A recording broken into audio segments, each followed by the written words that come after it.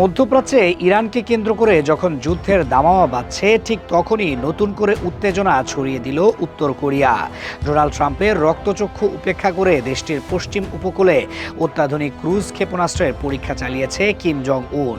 যুক্তরাষ্ট্র ও দক্ষিণ কোরিয়ার যৌথ সামরিক মহড়ার কড়া জবাব দিতে এই শক্তি প্রদর্শন করেছে পিয়ংইয়ং।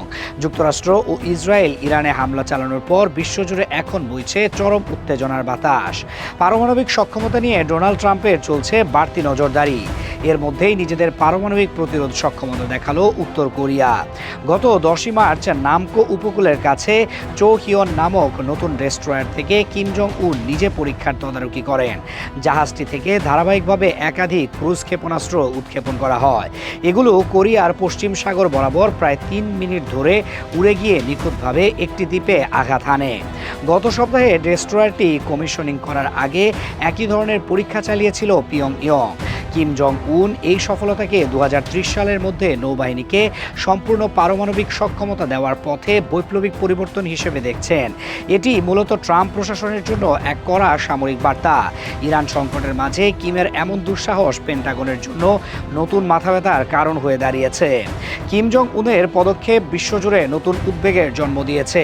এই খ্যাপাটে নেতা বারবার হুঁশিয়ারি দিয়েছেন, ট্রাম্পের যে কোনো আগ্রাসন রুখতে তারা বিন্দুমাত্র পিছুপা হবে না।